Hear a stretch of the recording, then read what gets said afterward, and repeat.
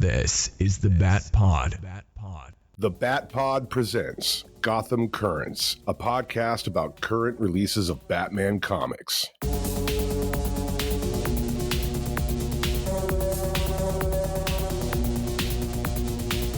Welcome to this edition of DC Currents. Yes, that's right. It's our monthly DC show. My name is Bill Bere, and joining me, as always, John Coos. Hey, Bill, how's it going? You see my California Pride thing here? I do. Very cool. Very cool. A lot of not so good things are happening out there. So, Yep. But yeah, excited about this diversion of doing team books. yes. Love the team books. Yes. So tonight we're going to be discussing Titans number 17, Justice League Unlimited number 1, and JSA number 2. If you'd like to join the conversation or email is the podcast at thebatpod.com. We are on Blue Sky, Threads, and Facebook. Just search the Bat Pod Podcast. The Bat Pod is a spoiler podcast. Please read the comics we're reviewing so you can enjoy the show.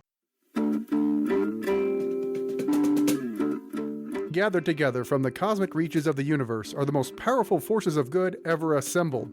The Man of Steel, the Maid of Might, the Caped Crusader, the Scarlet Speedster, the Galactic Guardian, the Last Son of Mars, the Sea King, the Emerald Archer, the Tiny Titan, and the Winged Avenger. Together they are the Justice League of America.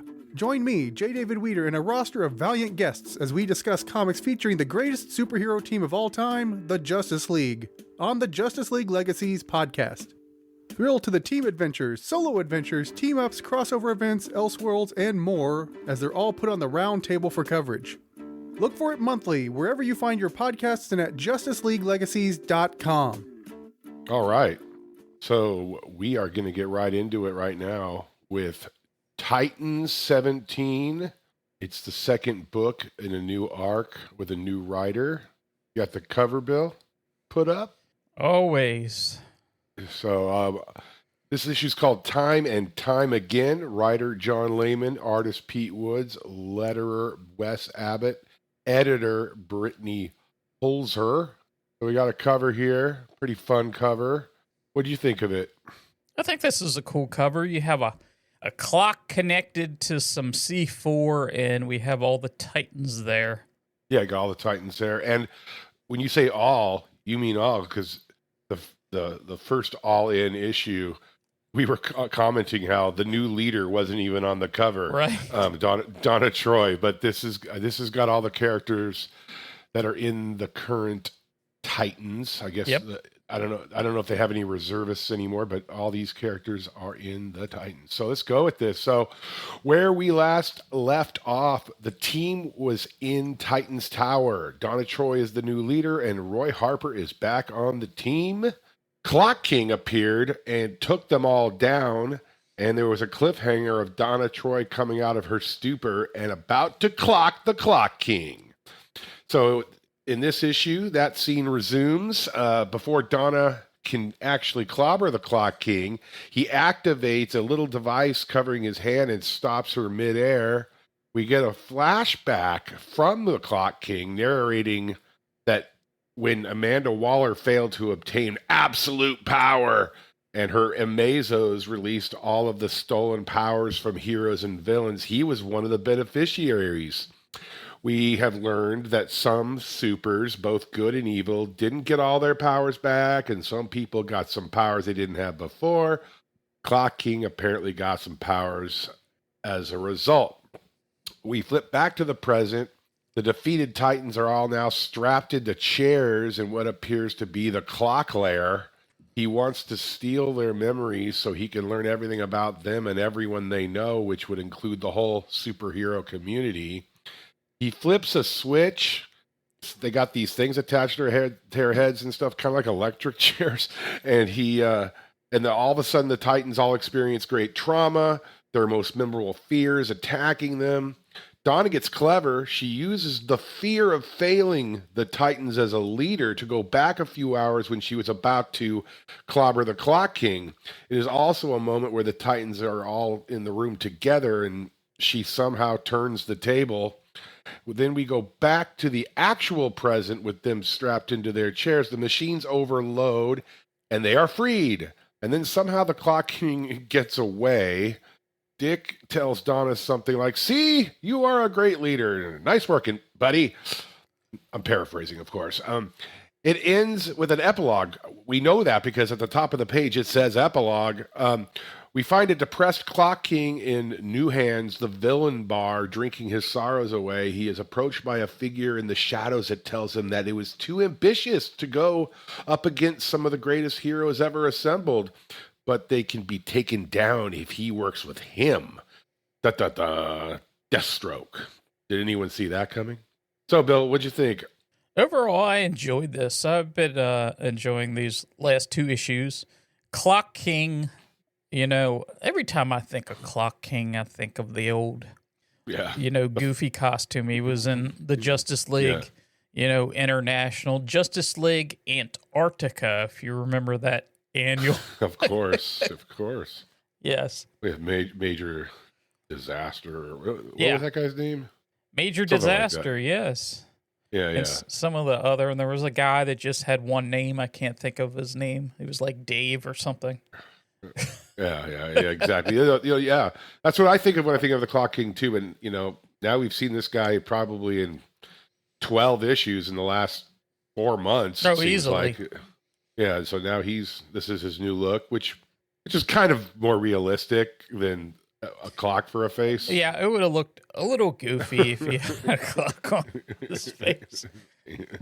But this setup, he has them all in chairs with their brains hooked up, and basically he flashed back to this, whatever happened to him when all the heroes got their powers back and some powers went to different people. He has this new power. I'm not 100% sure what it is, but something to do with his brain, because he has something lodged in there.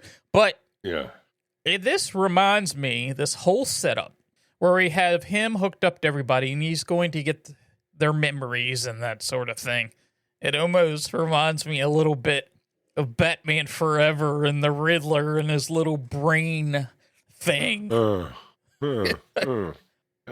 Interesting. Yeah, I liked it too. It's got a fun feel to it. But at the same time, it's hard to follow. It's a little absurd. I couldn't figure out. So they're in the Titans Tower. Mm-hmm. He kind of played in the first issue. He played with their heads as they were walking in, and Raven's seeing Trigon, and Ollie's letting Roy down or whatever. All these things, and then they kind of snap out of it, and then he shows up. And then all this stuff happens where, they're in they're in Titan's Tower. Did he transport them to the Clock King lair? I assume that's what that is, because it looks like there's a big clock on the outside, and he had this all set up. Well, what did he put him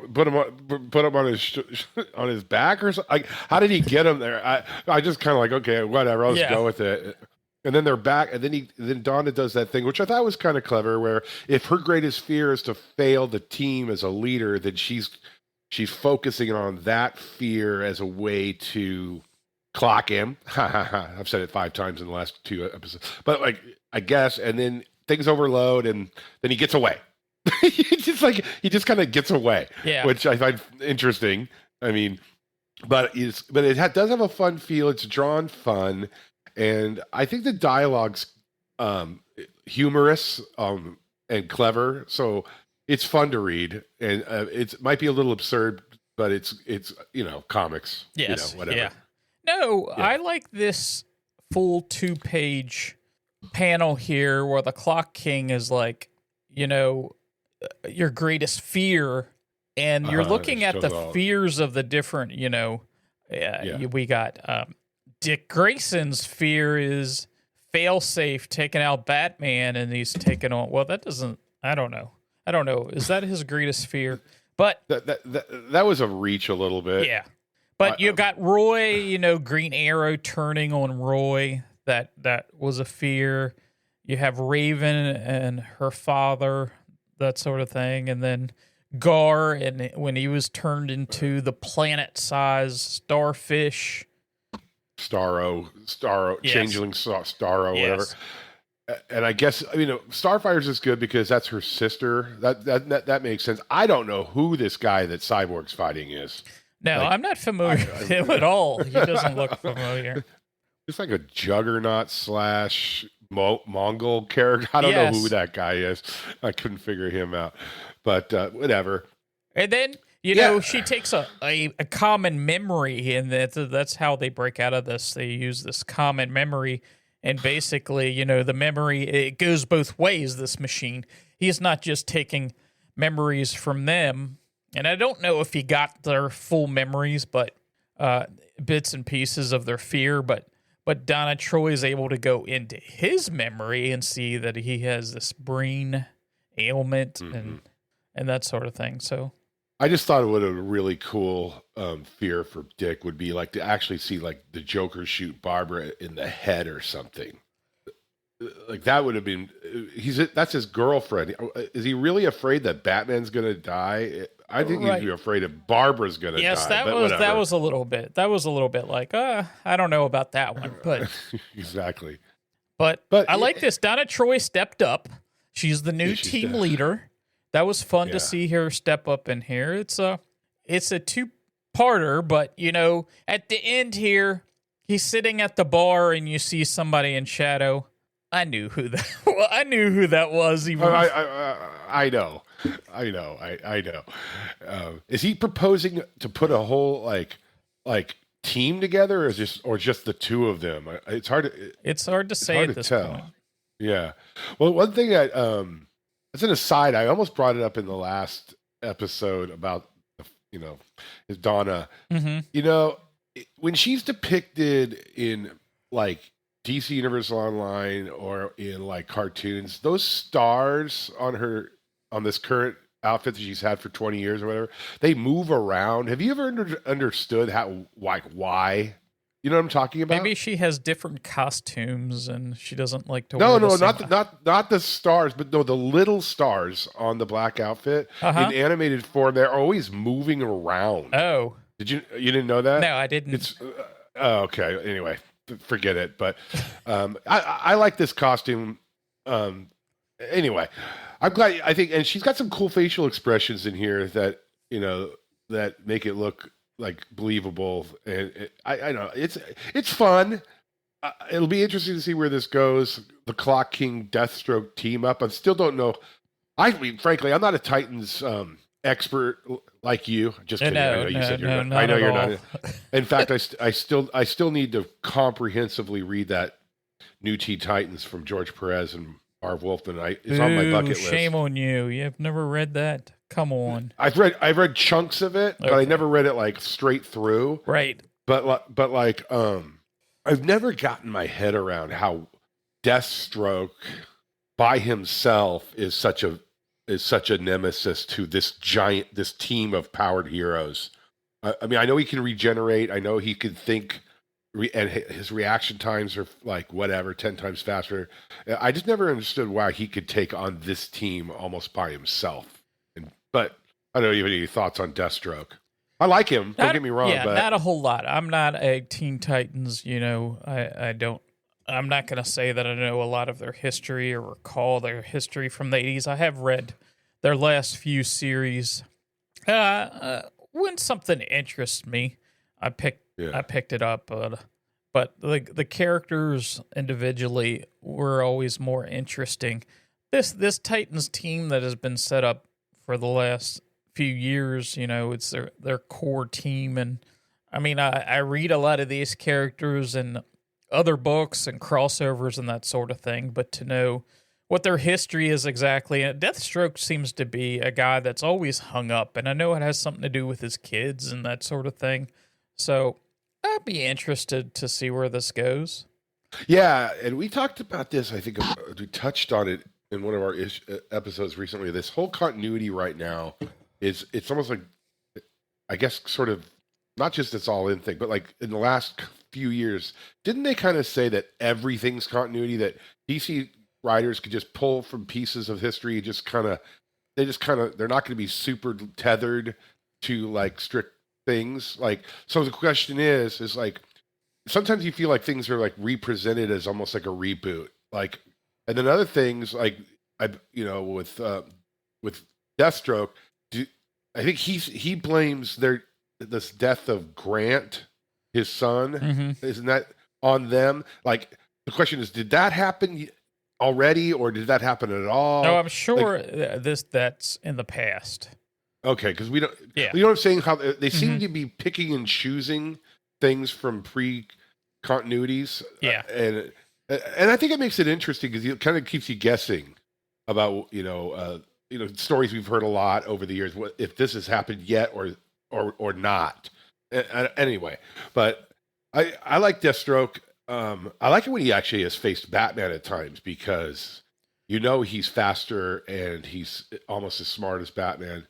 But anyway, I'm looking forward to seeing where this goes. Yeah, and there was a interesting story from a few years ago where Deathstroke went up against Batman, and there was a fake Deathstroke that was kind of this.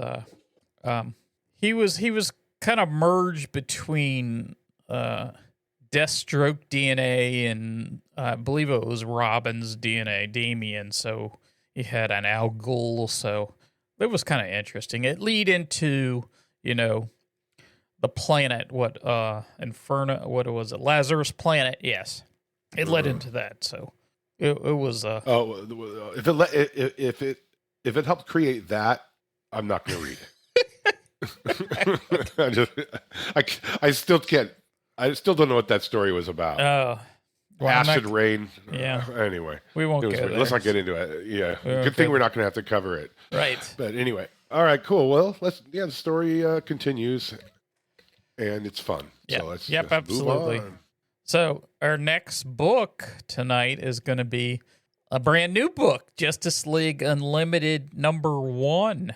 Your writers, Mark Waid, artist Dan Mora, colors Tamara Bonvillain, letter Ariana Meyer, associate editor Marcus Draper, editor Paul Comiskey, and we get a cover here, and we get this, what we thought was the new team, Superman, Batman, Captain Atom, Flash, Black Lightning, Wonder Woman, and Star Sapphire. What did you think of this cover?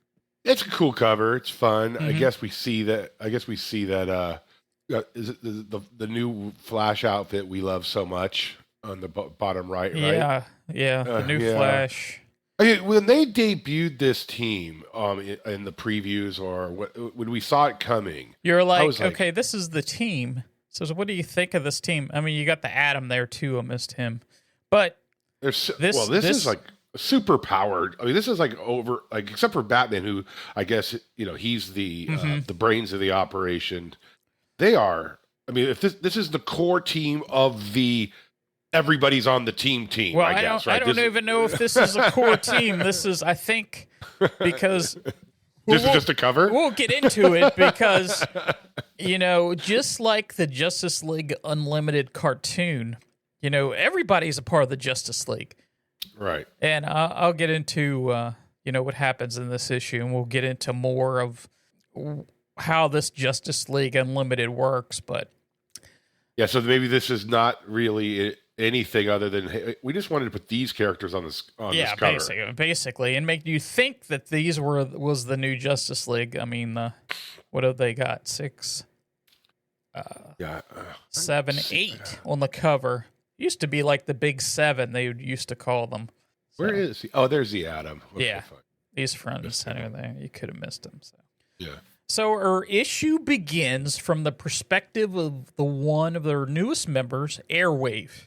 As Airwave arrives at the Watchtower, we learn a bodiless red tornado is sort of the AI mission consultant type of thing. We see Aquaman and a team of water-based heroes rush off to stop the Marine Marauder near Auckland. The challengers of the unknown rush to the lower deck to a problem with the new Watchtower's power core. Stargirl and the captain head off to track down a superpowered displacement created by the fallout from Absolute Power. Wally West Flash takes Airwave and gives him a quick tour of the watchtower. After Airwave gets a passing glance at the layout of the watchtower, an alert comes in that giant wheeled vehicles are destroying a mining town in South Africa. Wonder Woman, Superman, Firestorm, Black Lightning, Kid Flash, and Star Sapphire rush off to face the machines. Meanwhile, Batman, Jaime Reyes, Blue Beetle respond to alert in Costa Rica. In South Africa, Star Sapphire shadows Black Lightning to learn the ropes of search and rescue. Star Sapphire actually uses her power to save the life with the help of Airwave. Superman finds a box with a message from the Inferno as they intend to take over the world. Meanwhile, Batman and Blue Beetle find something that appears to be very alien in their mission, and our issue ends after it's revealed that Airwave is there to kill them all. So, Justice League Unlimited, we have a team of everybody. Everybody, Titans have a location on this tower. JSA have a location. Doom Patrol has a location on this tower. This tower is so humongous, and this team, basically, they decide Red Tornado is set up to decide, okay, this is what's going on. This is who we'll send, and we see 4 or 5 different, missions that they send different teams on. So this is a massive opening issue. We haven't had the Justice League around for a couple years. Overall thoughts of this issue here? When I first read it a few weeks ago, I was like, wow, for an issue 1, I was like, what just happened? There's so much going on. There was hardly, except for the little Flash tour for Airwave, there was most of the dialogue was reacting to crises right out of the gate. Normally, if you go back to 06 or when they brought Justice League of America, I think Jeff Johns wrote it. They back to number 0 and number 1. They spent a little time talking about who's on the team and why they're doing it as a result of the Infinite Crisis and all this other stuff. They didn't waste any time here. Just going, there's a crisis in South Africa. There's a crisis here. Let's go, go, go, go.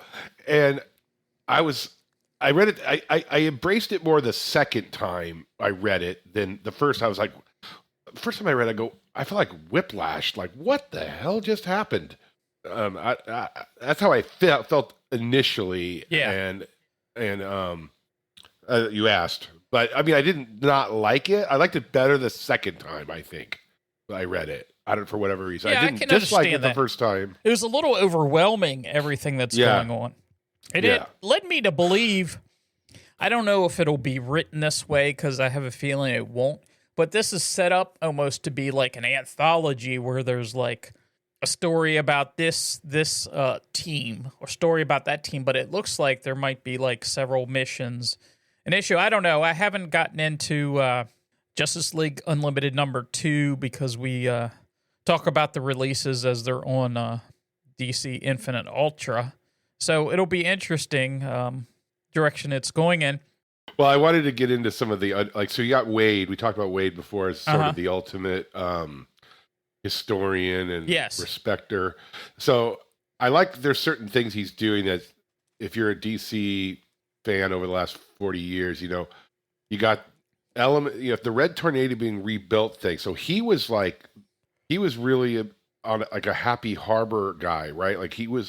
That was that era, right? Where Red Tornado was prominent on the team back in the 70s and early 80s. Yes. And so you got that. They're kind of, he's giving a nod to that element. He's kind of giving a nod to the era, the satellite era, whatever.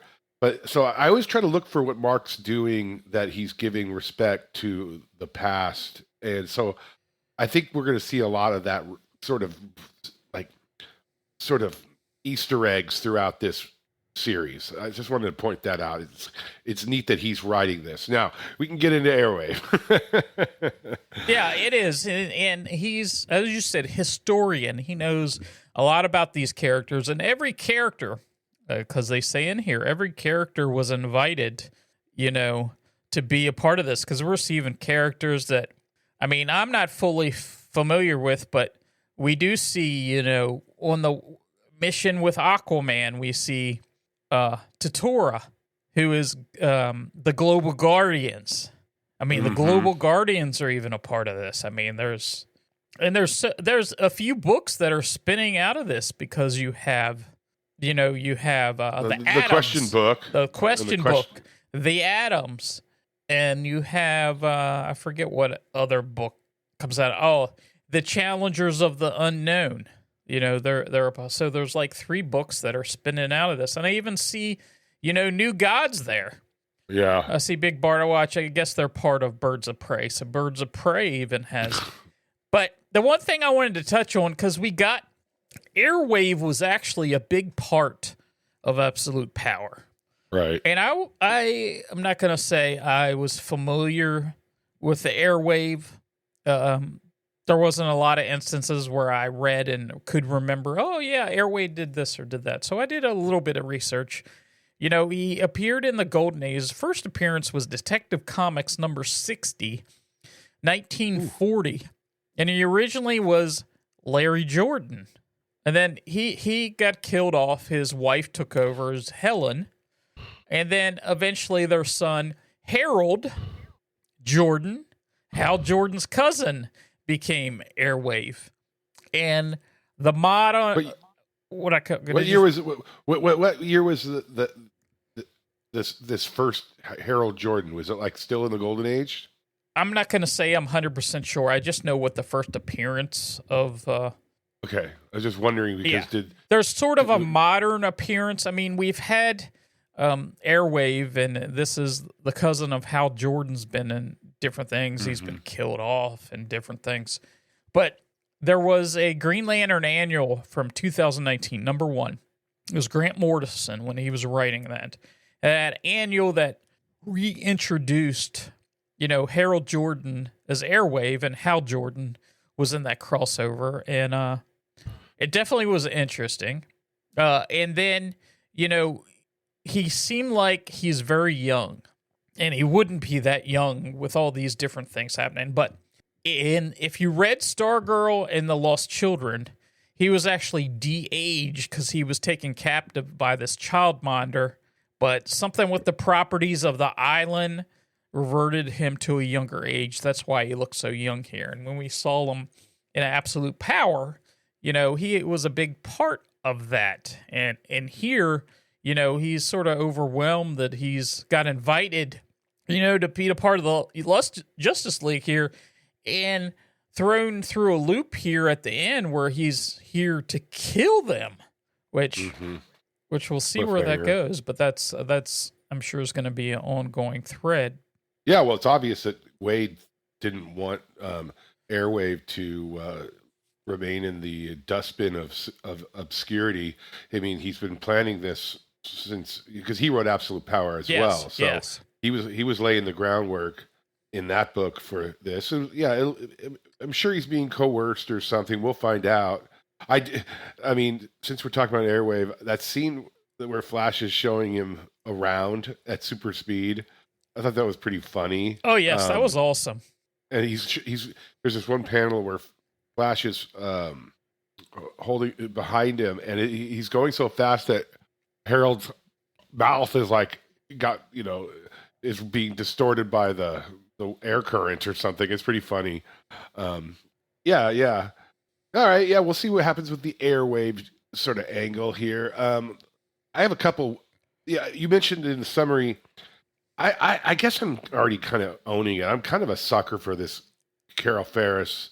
As Star Sapphire. She's back as Star Sapphire, and it's cool. And I hope to see her more in this book as well as the Green Lantern book. But this scene where she can if she's got this, I guess he's a villager or something. He's injured, dying, and if she figures she can find who loves him the most or whatever and get her there, then she can use her powers of love.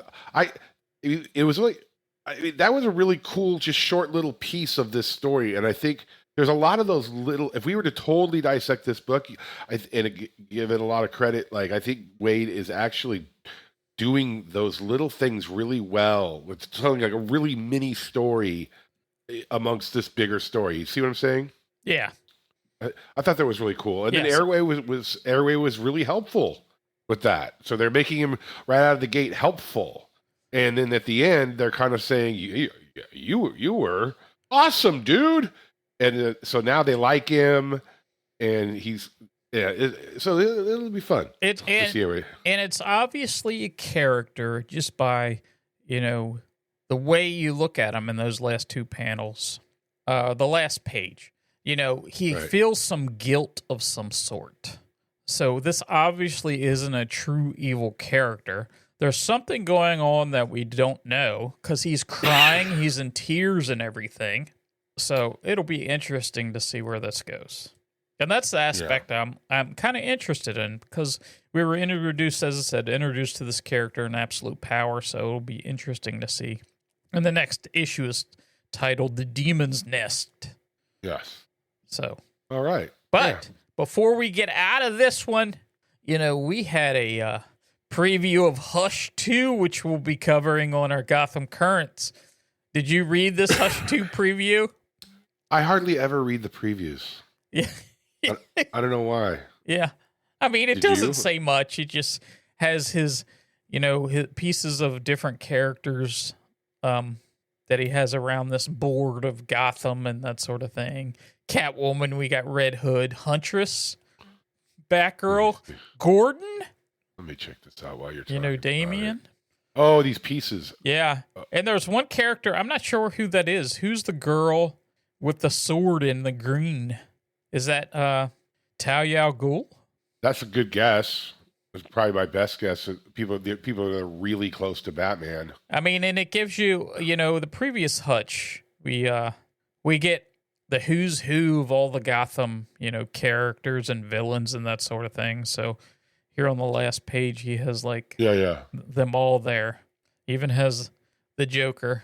This looks cool.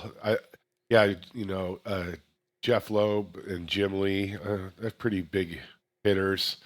Hopefully this comes out on time. Sometimes Jim Lee can drag books along. Well, maybe will be, this is his first real big, maybe it's already done, already in the can. Let's hope. So, yeah. Yeah, let's hope so. Okay, that'll be fun. All right. Now he's got this knife in the Is he going to be a vigilante then? Because he looks like he's going after villains in this preview. He's got a knife in a Joker picture. Yeah, I'm not sure. Guess we'll have to wait and see. So let's go back to the Golden Age a little bit here and go with JSA number 2. Writer Jeff Lemire, artist Diego Olortegui. That's why I gave colors, you this book. Olortegui. Okay. Colors Luis Guerrero, letters Stephen Wands, and editor Katie Kubert.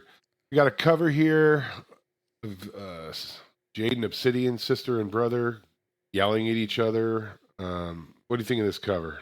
I like this cover overall because I would always like the classic, let's pick a team. We have the, pictures of the team laid out, the classic All-Star Squadron #1 cover, that appears to be arguing who's on the team or that sort of thing or a particular mission.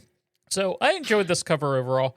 The art is just okay for me. We'll get in when we get into the book, but it's going to have to grow on me a little bit. Yeah, I know what you're saying. Well, let me get into this. So we got our last jam-packed issue left us with the introduction or the reintroduction of the Injustice Society, and we learn Obsidian is actually Johnny Sorrow in disguise. The Golden Age JSAers are trapped in the House of Fate, and the new JSAers bicker a lot. Our story starts a week prior to the last issue. Jade, Sand, and Dr. Midnight respond to an emergency at a fancy party where the guests are all doubly suspended in the air and in time and in movement, and then they begin to fall, and then Jade saves them. Done. But Daddy Alan Scott radios her that was probably just a distraction. He and the other JSAers, a whole bunch of them, I'm not going to list them all, are at the original Starman's Ted Knight's observatory, where a hole is blown through the side. Wildcat 2, Yolanda Montez, runs in to investigate. The gang concludes that Cobra was the culprits, and they stole Starman's old gear. Just leaving super powerful gear laying around. Sure, whatever. Okay. Obsidian and Wildcat bicker about tactics and whatnot. Then the Injustice Society shows up, and all hell breaks loose.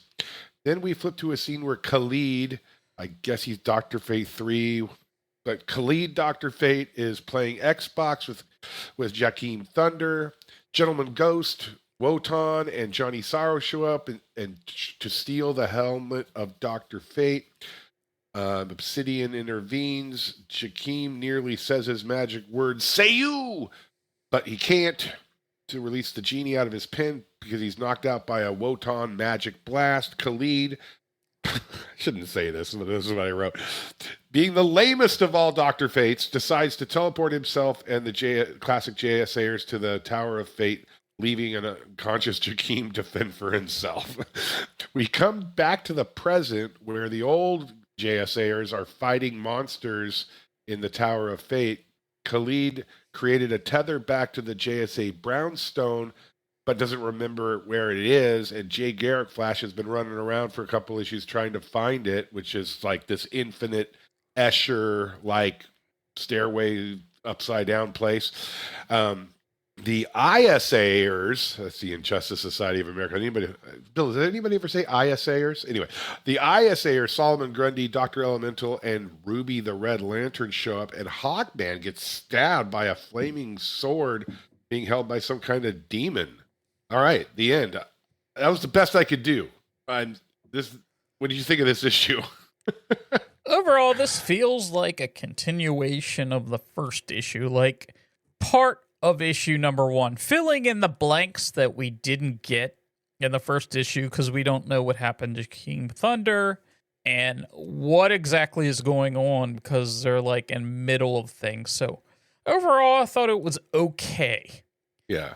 That's a good way to put it. It did feel like it. Yeah, that's the best way. That it just kind of was like issue 1. If issue 1 was 60 pages, this would have been issue 1 or something, Yeah. No, the other thing is, I get that this, the team of these, I'm going to say younger JSAers are very inexperienced because Jade is the team leader here. But when they get to, Ted Knight's observatory, the younger ones are like just jumping. Just run in. Now, Jessie Quick, I don't feel like that she's, that young since she was part of Infinity Inc. and that sort of thing.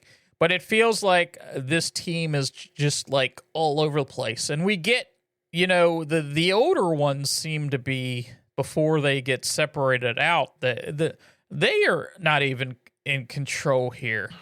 Wildcat's getting ready to give Obsidian a fat lip, and this seems to be the real Obsidian before he's replaced, because we see Obsidian in the other dude, Mr. What's that guy's name again with the red face? Oh, Johnny Sorrow. Johnny Sorrow, yeah. So Johnny Sorrow, and wrapping my head around who some of these villains are, just because they haven't showed up too much. Of course, the Gentleman Ghost and things, and the Shadow Thief, Solomon Grundy. Yeah. No, I'm not 100% confident of what their all of their power sets are. I can now recognize them by sight, which is good. I mean, Dr. Elemental, I don't know do you know what he does? I don't know what he does. I'm not 100% familiar. I mean, if you're just... Well, it seems like this Ruby, this Red Lantern gal, Is that her name? Ruby? Yes, Ruby Yeah. Sokoff. Yeah. She seems to me the only real new. Does she have any legacy? Like I going back, I believe she was in the Green Lantern. No, I'm talking about like 40 years ago. No, not that I know of. I'm not familiar with. Yeah. So she's new. Well, okay. So we talked about continuity and what really happened when, and they kind of covered a little bit in the first issue where they showed some of that history, and then they had that weird headline about Infinity Inc., which I commented on, but whatever. So, like as you point out, it does seem like Yolanda Montez, Dr. Midnight, Beth Chapel, and who's the other one? They all seem super young and experienced, right? But yes.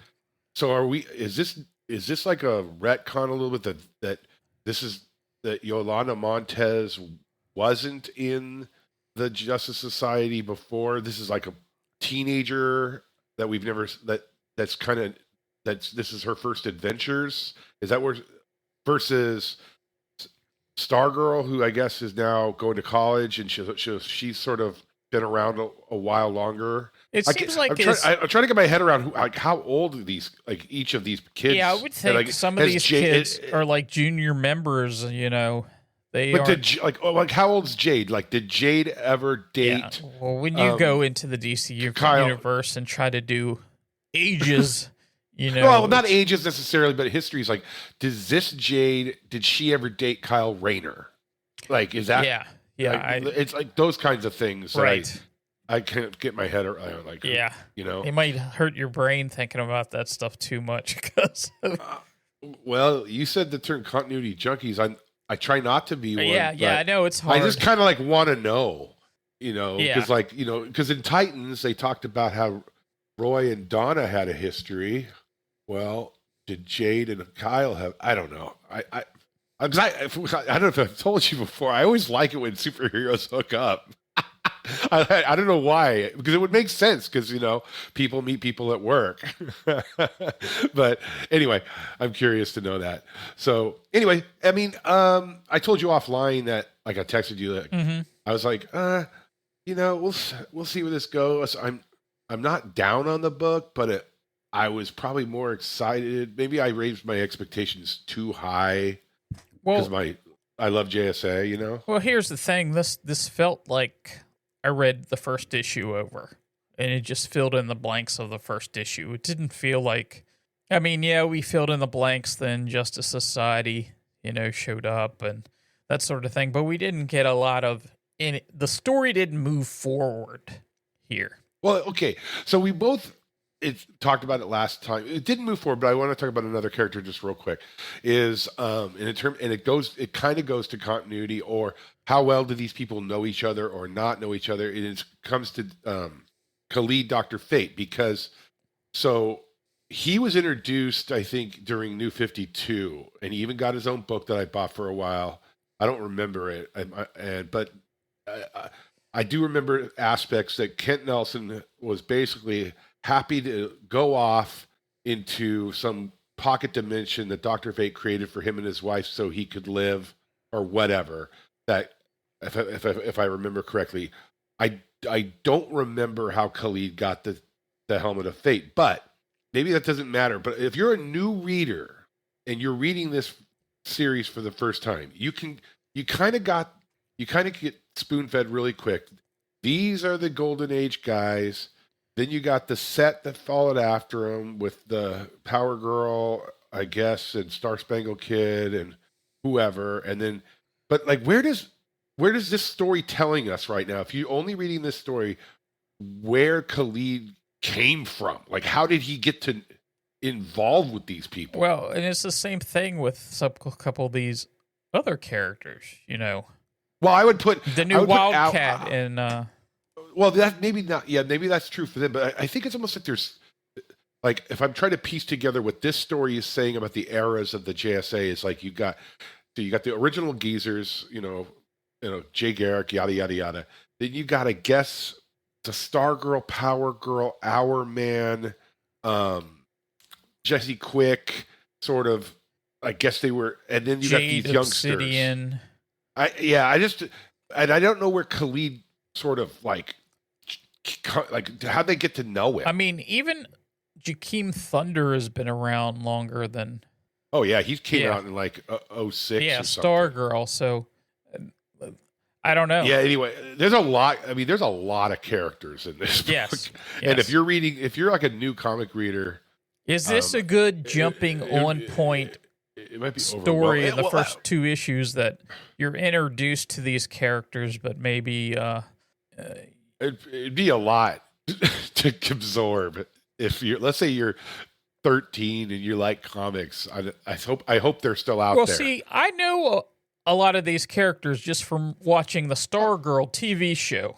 So the younger characters I know from there, but like the villains, I'm not so familiar with a lot of these villains because, I hadn't seen them before and that sort of thing. So the villains is kind of, okay, what is this villain power set? I like seeing, Solomon Grundy and this Wotan. Again, I'm not 100% sure what his, he looks like he's kind of the opposite of Fate, kind of magical, that sort of thing. Johnny Sorrow, I'm familiar with. You don't want him taking off his mask, that sort of thing. So, yeah, I don't. Johnny Sorrow. What is his power set? He takes it off and he makes you see is it your worst fears or something? Or is something or happen go crazy or that sort of thing. Go crazy or something, yeah. And that's why I got him confused with Psycho Pirate. Oh yeah. Anyway, anyway, to be continued. We'll see where it goes. I mean, I think they're going to need to slow it down a little bit. It's like there's all this stuff happening. Like it just kind of reminds me a little of JLU. It's like, can we get some characterization going for a half a second before all this mayhem happens? Maybe, I don't know. Maybe people want to just see mayhem. I like the interpersonal stuff. They have a little bit in here where, Obsidian's angry with everybody, but then we quickly find out that's not even him anyway. And then there was this thing that they touched on in the first issue. Hopefully it comes back. Is like, why is Chesty Quick grouchy? But maybe that'll all come back. It's more of the relationship that she has with our man. Well, that's what she said. Did she say something like during the Absolute Powers epic that he like left her somewhere or something? Or wasn't there something? Anyway, we'll see. I guess hopefully they'll develop that more. But with this many characters, it might be tough to develop some of these relationships. I mean, it's a lot.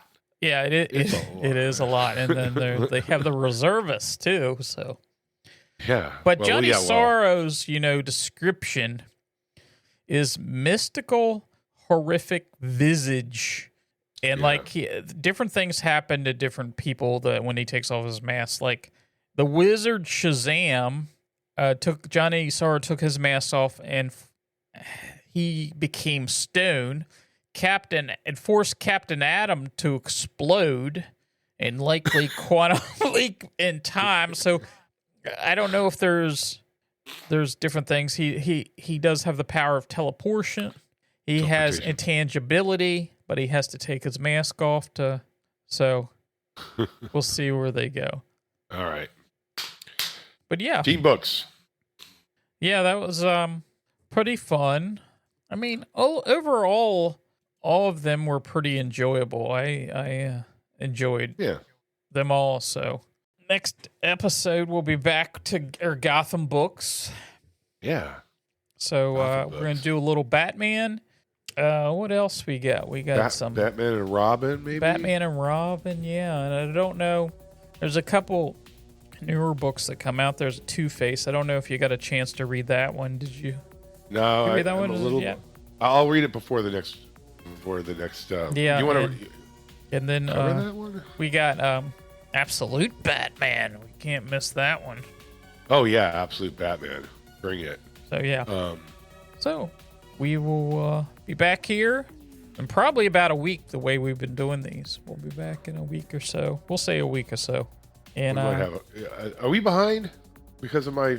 Not really. John Soft. Okay. Not really. I mean, we have enough to do another episode. By the time the Ultra books come out this week, we'll have enough for another 4 issues. So it's not like we're super behind. So All right. until next time, we thank you for getting current with Gotham Currents. We will see you later. Bye.